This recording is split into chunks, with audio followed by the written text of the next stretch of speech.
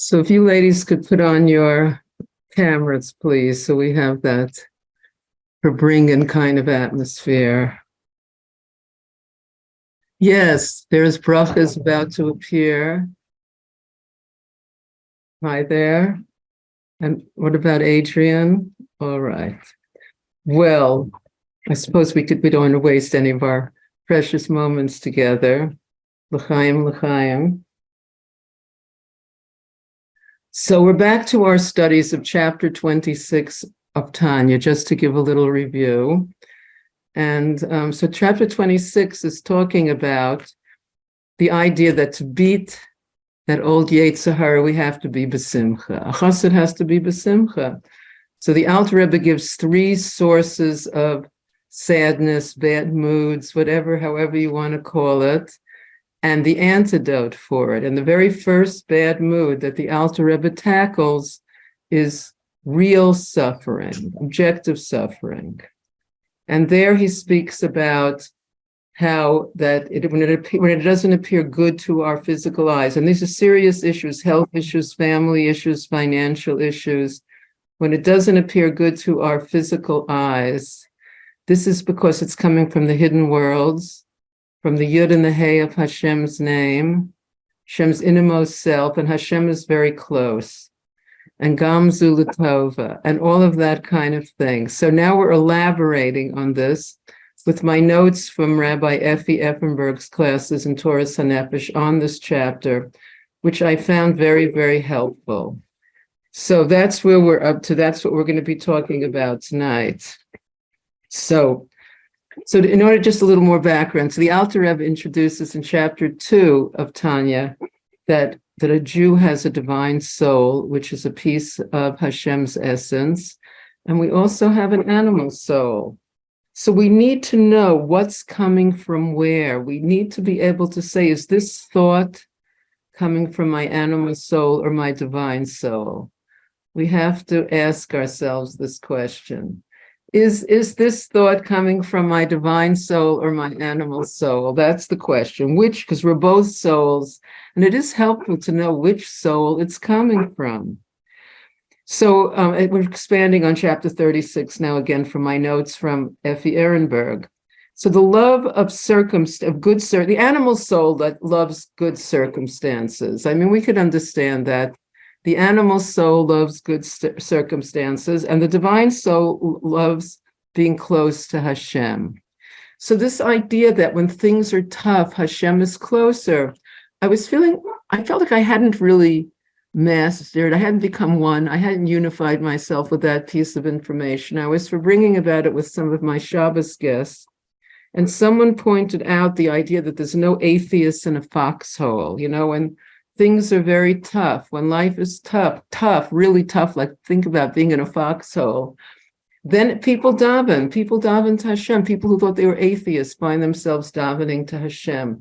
So this idea of Hashem being closer when things are tough, it's a practical thing. That same person when things are, or any person when things are going really smoothly and well, it could be that we could forget about Hashem, but in the foxhole, we don't forget about Hashem. So on that simple level, I can understand how Hashem is closer. I had this experience, like a personal experience, when we were in 1985, our first shlichus in Russia, when I was coming back I had to go to this village, Malachovka, that foreigners weren't allowed because you had to go through an Air Force base. And I went with a young Lubavitch boy who guided me to the house of Sarah Garbos to teach her the dinim of Chevra Kadisha.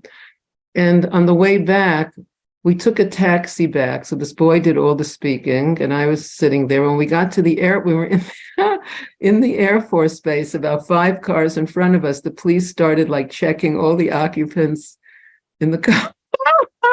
And I know I just wouldn't pass that first Russian vocabulary test. So I started saying Tehillim with a lot of, but I'm laughing, and surely Baruch Hashem, while I was saying Kavanah saying Tehillim with a lot of Kavanah, the police all dispersed. But that idea of no atheists in a foxhole, like when things are tough, we turn to Hashem. So I understand. I was able to accept that idea.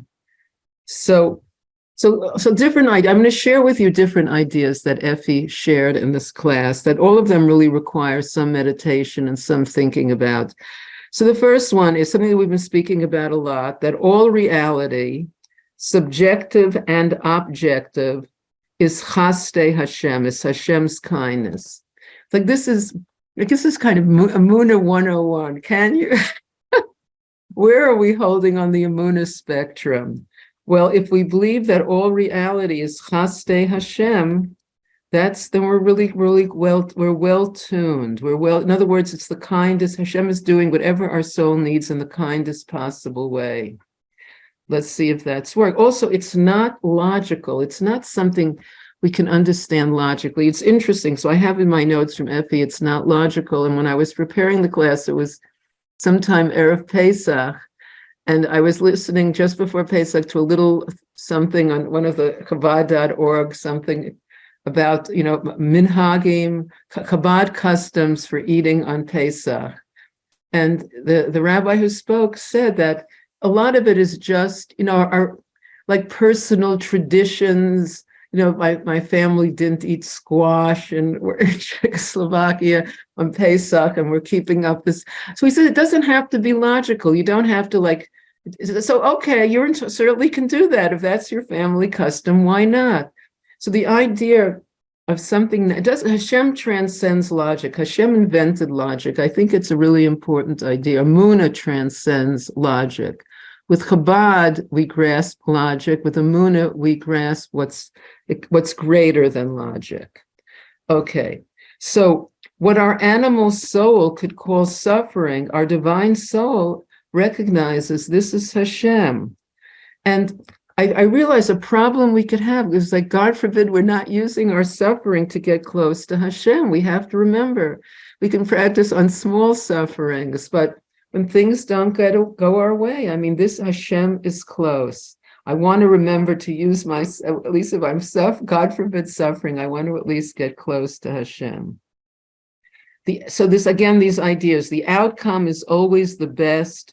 What happens is always the best. Again, these ideas in Emunah, that's how we can deal with this objective suffering, because we have to be besimcha. How do we get out of the bad mood of objective suffering? To remember that really what happens is for the best. What's best for me? Hashem gives me what's best for me. And we might sometimes we lack clarity. We spoke about how a good friend or a good therapist gives someone clarity on how to deal with their circumstances, because the circumstances are from Hashem. And on our own, we can get more clarity by learning Chassidus and meditating on the ideas that we're learning. Okay, more on this idea. So we know about Nachum Ish Gamzu. The Alter Rebbe mentions him in this chapter. He was what's known as a Baal HaYisurim. He suffered. He had a lot of, horrible things. He had his hands and feet cut off. But he was happy in Yisurim because of Hashem's closeness. Madrega, to be happy in Yisurim and suffering because of Hashem's closeness. And here, the point of the Alter Rebbe in this chapter 26 in the first book of Tanya is not that the circumstances will turn over. Because in chapter 11 in Ageres HaKodesh, the Alter Rebbe speaks there about how through doing this, by feeling Hashem's closeness and sweetening the bitterness, sweetening the suffering, this is a way to turn over the circumstances. The circumstances themselves can change. But here in chapter 26, the Alter Rebbe is not even saying that the circumstances will change. He's saying that the circumstances are the best they could be for what our soul needs, and Hashem is close. Okay, so the prototype of this, of course, in more recent Hasidic times is Reb Zusha. Reb Zusha was an optimist. Before Reb Zusha was born, a beggar outcast came to Reb Zusha's mother, and she took care of him, and he blessed her that she should have a son like him. And the Baal Shem Tov told her that the beggar was a tzaddik. So Reb Zusha was a tzaddik, just like him. But so Reb Zusha had Yisurim. He even had a difficult wife. People said, how can you be so happy? He said, I have everything I need. It's all what I need. It's all what I need. Like, if we go through the circumstances of our life, all the all the traumas from I'm laughing and crying, that to be able to reread our life and feel this is what I needed. These were the circumstances my soul needed. Sometimes we find out why. But the main vort is to be happy in Yisurim, to be happy, able to be happy. And we know people like this. These are real Hasidim. I'm always very impressed when you see living examples of people that don't have it so easy, but they're quite happy. So it's a paradox for us because we want a pleasant version of reality. We daven for it. We bless people for a pleasant version. So Hashem is almighty. He can bear paradoxes. So we hope that he'll help us. We can daven for him to send us. We wanted things to be good, but we should keep the closeness with Hashem that we developed when things were tough. To be joyous in Yisurim. Because to remember, it's only the animal soul that wants good circumstances. The divine soul wants to be close with Hashem, wants to be one with Hashem. So we can pray for Hashem to work it out so we can hold both sides, that we can get the good, but also want Hashem. Yes, so to pray for clarity, because we need clarity in every situation. Again, to bless people with clarity. It's a great thing to give if it's your birthday and you're giving brachas, bless people with clarity. If you're separating from a friend, bless people with clarity. And then he mentions another idea, one of the fundamental ideas of the Baal Shem Tov is that the world is being recreated fresh each moment. Like now, it's just a totally new, fresh world. So he mentions that children can feel the recreation of reality. It's easy for a 5-year-old to accept. If you explain to a 5-year-old that reality is being recreated each moment, they don't have a problem accepting that. It's possible, to tell a sick child, Hashem loves you, feel Hashem holding you, you should be healthy soon, and feel as close to Hashem as you do today. You should be healthy soon and still keep your closeness with Hashem. And we should all feel Hashem's rachamim and chesed. I think that would make life. Let's do that. Let's work on that. And then one of my guests who I was for bringing with told me about rat utopia, because he sent me a whole article on rat utopia. Do you know about rat utopia? So as a science experiment, they gave rats rat utopia, like it was all the favorite rat foods and the favorite rat temperatures and the favorite rat shelters, like all constantly. Nothing, no bad things happened in rat utopia. And just somehow they just kind of, they lost all their motivation in life. They stopped doing little rat reproductive dances. They stopped reproducing and they all died out. Rat utopia didn't work. I guess the challenges of life is what keeps us motivated and going and growing. How do you like that? So we know that there's the challenges of poverty and the challenges of wealth.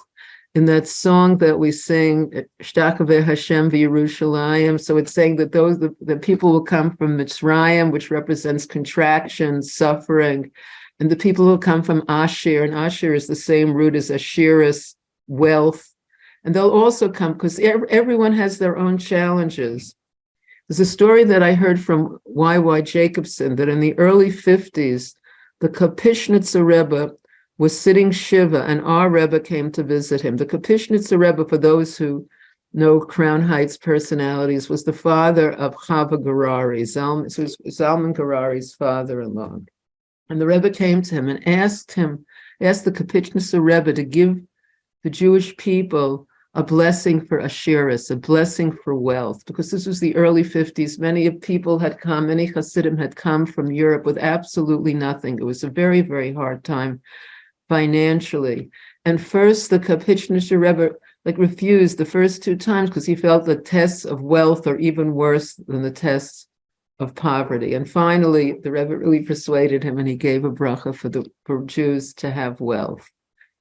So, it's interesting because we have some friends that we met during our shlichus in Russia who there was a point that the children of Chernobyl, which is now a very big organization, when the children first came to Kfar Chabad, it was a very difficult situation. The Kfar itself wasn't so interested in having radioactive, not from Russian children, but the Rebbe insisted. The Rebbe said, chas v'shalom, these children should be absorbed anywhere else. And so they came, but there was really no money. It was just like really our Russian friends who came out that felt they had to do something. So this young couple we had met in Russia, they had 3 very small children under 4, and they moved into like a chicken, it seemed like a chicken coop, to take care of these children and to sing to them and to try to make life good for them and try to, teach them. And they just were like shining souls. They just like gave up everything for these children. And later they had the test of wealth. They went on shlichus. They were living in a palace, and the tests were much harder, isn't that? So Hashem gives us the test that our soul needs. All right, chapter 26 continued. Here we go. So it says, the Alter Rebbe brings in this chapter this quote that he who loves Hashem, he who loves Tisrenu, Hashem gives challenges to people who love them. So we have to internalize that, all the circumstances of our life are coming from Hashem, that they're hashgacha pratis. It's like we have to meditate on it, internalize it, because it really makes a difference in our confrontations with reality. So our two souls coexist. Who's suffering? Who's enjoying? Again, we have to really, it's really, there's a havdalah there. We have to really ask ourselves, which soul is enjoying? Which soul is suffering? And objective suffering, the Alter Rebbe is telling us, is always good. It's always coming from an intimate part of Hashem.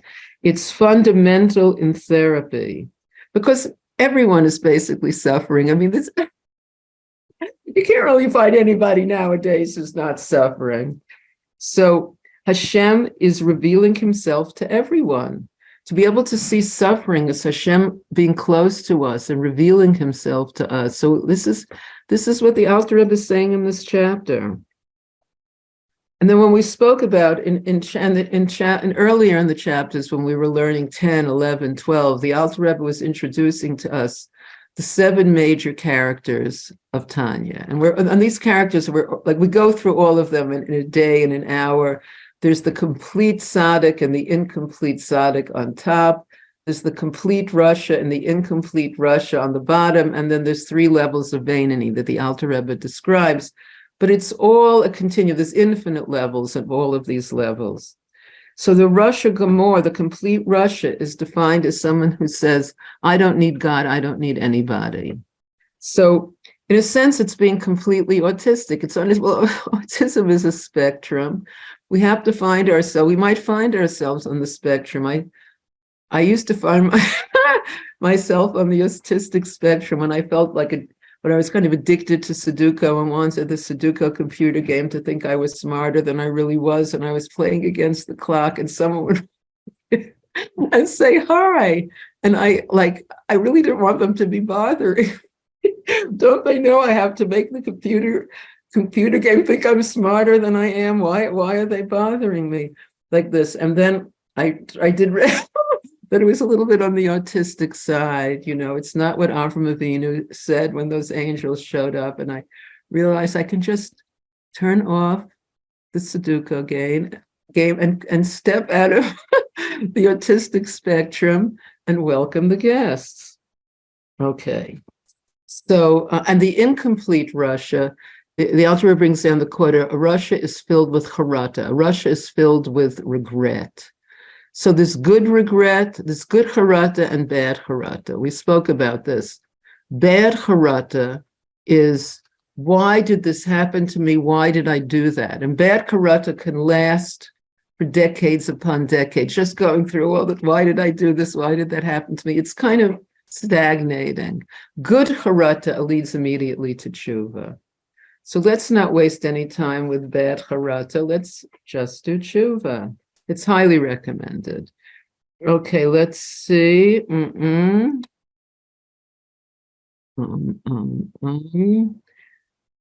So neediness, so the Tzaddik Omar is the guy that realizes I'm totally needy. I need Hashem to recreate me. I need Hashem for my health. I need Hashem for everything.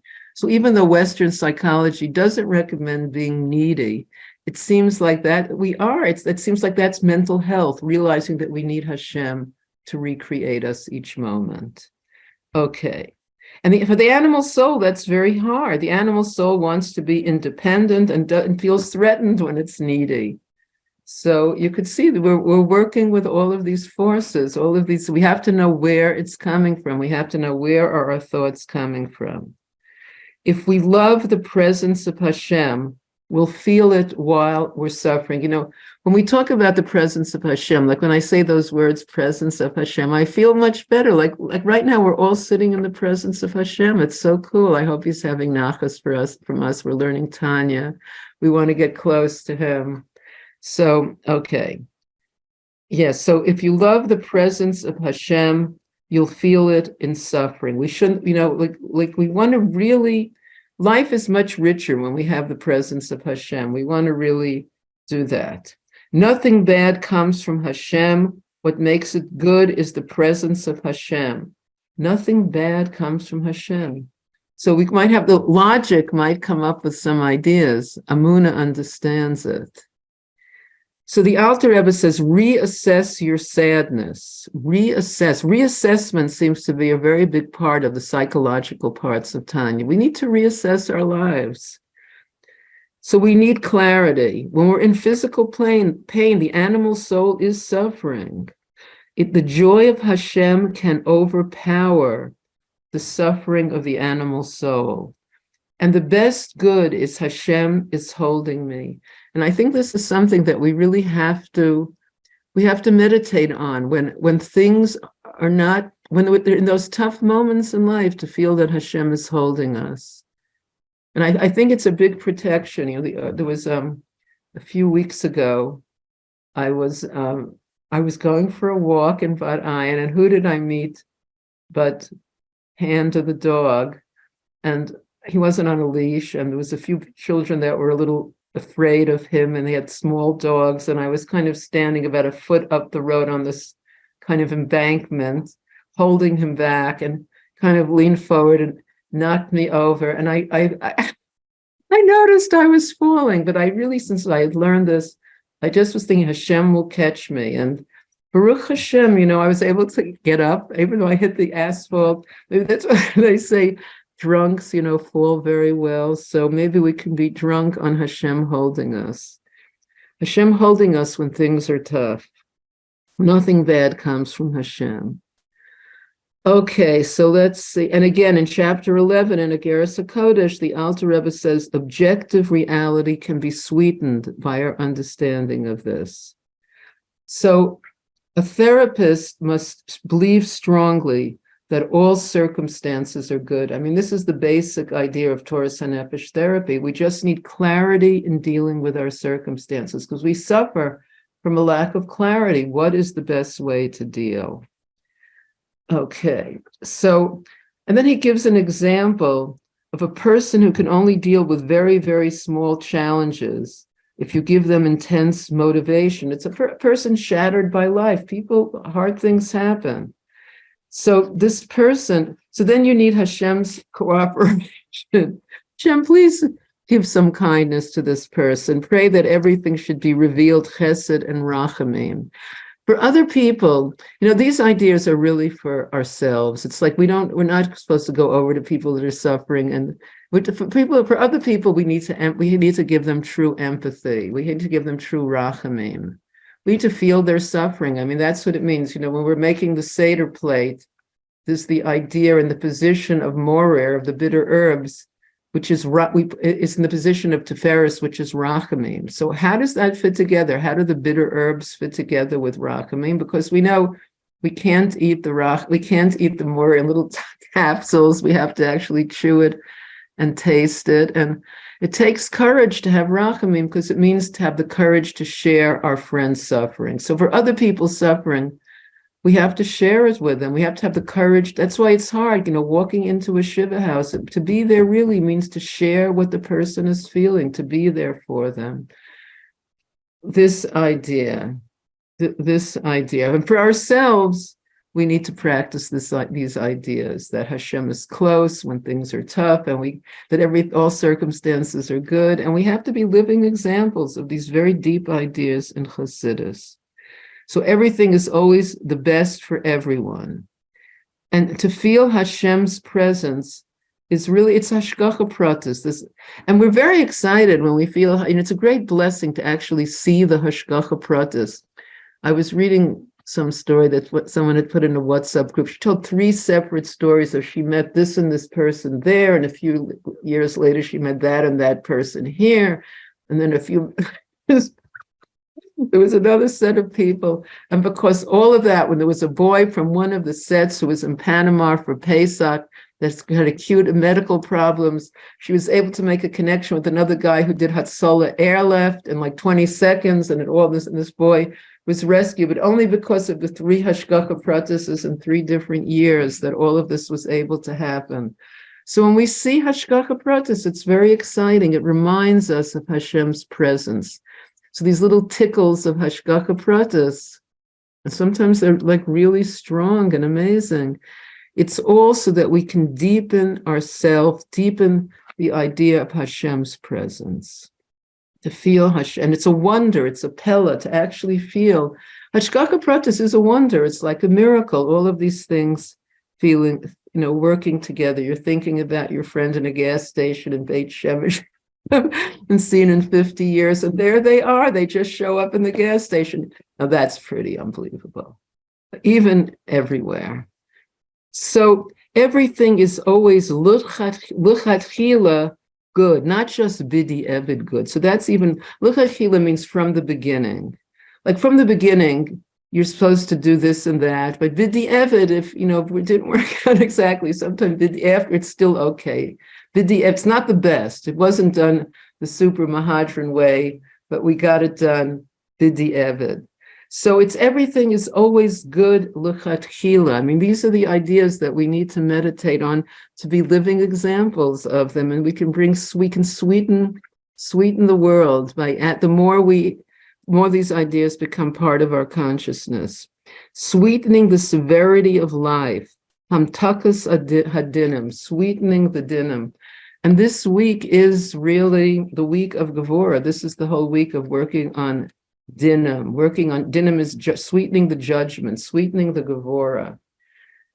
So each night it's another element of Gevurah. I saw something very interesting.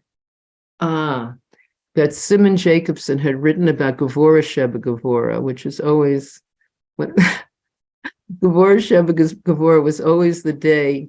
One of the perks of maybe I say Shimon Jake, what he said first before I tell you my personal anecdote of Gevurah Sheba Gevurah. So he said that this judgment, what does it mean?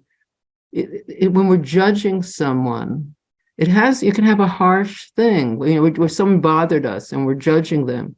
So instead move it to, because Hashem made the first symptoms so dark, because things are so dark, because reality is so dark, how can we expect a Jew not to make a mistake? How can we expect, it's a very nice way that Hasidus sees the Jewish people. Hashem made the symptom very dark, and look, we still identify as Jews. That's incredible. That's even though things haven't always been so easy.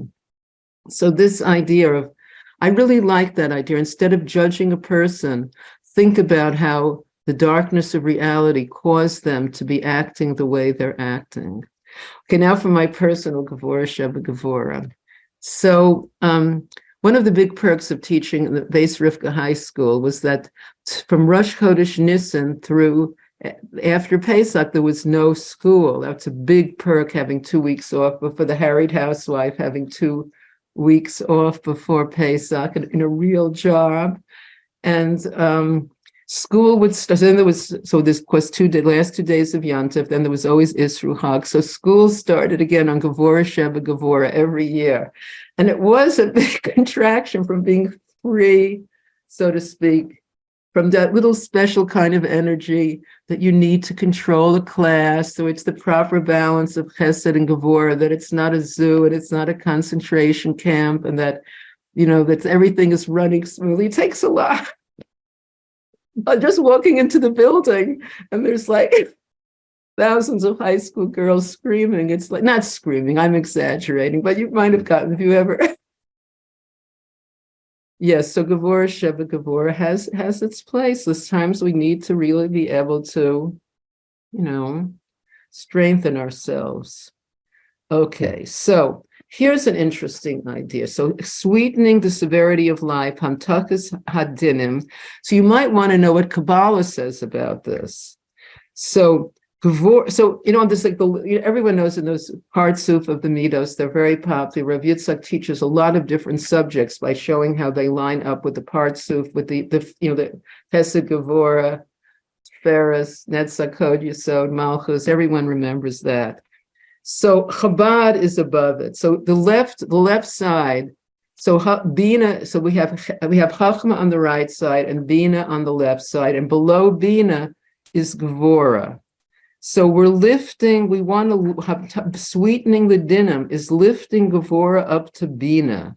So we're sweetening in its source. When you see the circumstances in their root, it's all good.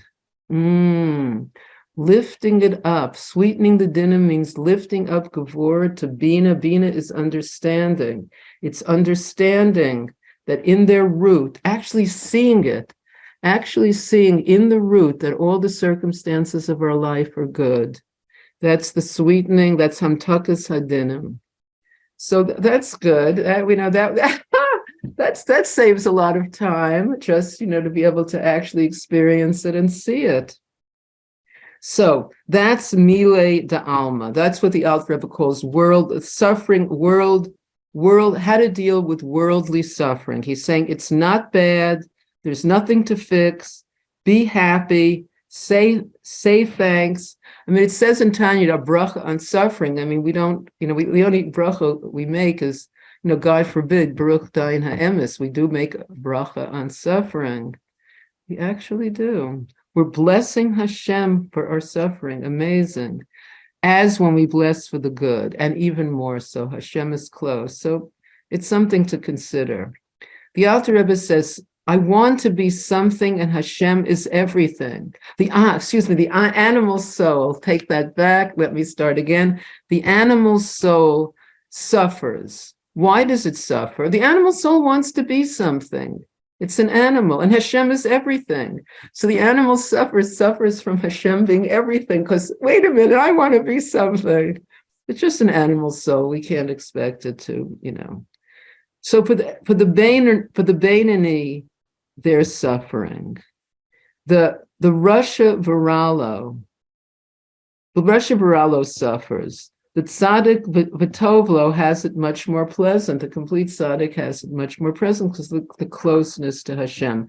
But for us aspiring Beinonis, and again, I even, it's funny to even say aspiring Beinoni, because the Alter Rebbe really wanted us to see ourselves as Beinonim. It took me a very long time to understand this, that the idea is, somebody's putting a little note. Okay, so the idea is that our internal Russia suffers from the same thing as the divine soul could be rejoicing. The two souls could be really feeling different feelings. We have to know where our feelings are coming from. And here's a very useful piece of information for ourselves in terms of helping people. We can only help someone from the bottom. We can't be over someone and helping them. We have to come down to the same level. It takes Mesiras Nefesh for Mashpia to come down, but we have to speak to people as equals. It's essential to speak to people. It's never on top of someone and giving them advice. It's always speaking to someone as an equal. So in therapy, see how all the circumstances of a person's life are so pro his needs, to be able to help someone, to have clarity on the circumstances of their lives, to be able to show someone how the circumstances of their life are actually what they need. And again, we lack clarity. Clarity is a tremendous gift. We can misunderstand our life. It's all a misunderstanding of my life. I just need to be straightened out. I just need a little clarity to understand my life. So this is Effie's take on the first of the three kinds of suffering: milei de alma, worldly suffering, objective suffering. Then in chapter 26, the Alter Rebbe also continues with milei de shmaya, sad about my spiritual state. Here, the Alter Rebbe doesn't say it's good. That's the first difference. That's the first difference. Objective suffering, worldly things, the Alter Rebbe says it's good, gamzu latova. Spiritual suffering, because sad about my spiritual state, he doesn't say it's good. The Alter Rebbe says objective suffering we know is good. Here it's subjective. There's a consciousness of my struggles. I'm consciousness of my transgressions. I can feel worthless. I'm disappointed in myself for not fulfilling Hashem's expectations. This is the second cause of suffering. I'm not fulfilling what Hashem wants from me and what I want for myself. I'm not doing what I could be doing. So a person can feel sad. That's feeling sad about spiritual matters. And there the Alter Rebbe says, just such a big surprise. And in those days, it was a super surprise. The Alter Rebbe says, you need to rid yourself of this. Others may think this is good because you're thinking about Hashem. But the Alter Rebbe says, you need to rid yourself of this sadness that comes while you're learning, davening, working. You need to rid yourself of it. It's bittul Torah. We need to serve Hashem b'simcha. Or at work, if we start thinking about Hashem, what happened to me, what I did, the Alter Rebbe says, push it away with two hands. Push it away with two hands, because if we push it away with one hand, the other hand will welcome it back. The Alter Rebbe says, this, if it happens spontaneously, if we're spontaneously thinking of our spiritual failings, our transgressions, the Alter Rebbe says it's takbulas hayetzer, it's the Yetzer Hara trying to seduce us. Lahapilu achakach b'taivas chas v'shalom, to throw us afterwards into taivas, into desires, into lusts.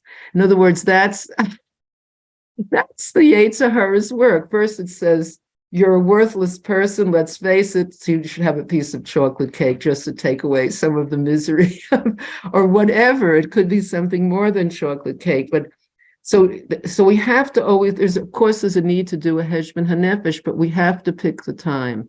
It has to be a time that we've picked, Tuesday at 3, whatever time works for you, to think about. We want to live up to what Hashem expects for us. We want to do a heshbon hanefesh. And again, maybe I'll just end with repeating the idea about a Hasidic heshbon hanefesh, which I learned from one of my mashpiyas in Crown Heights, Leah Klein. You said that the Hasidic heshbon hanefesh is, one column is how I want to grow. You see, how I want to grow is a much more positive thing than saying what's wrong with me. Can we get that? We're not making a list of what's wrong with us. We're making a list of how I want to grow. And the second column is what I'm grateful for. Now, doesn't that sound like a fun heshbon hanefesh? We can do that before we go to bed at night. I mean, it's like, so that's the chesh. But if we start, but it has to be a time that we've picked. It never can be, if it's spontaneous.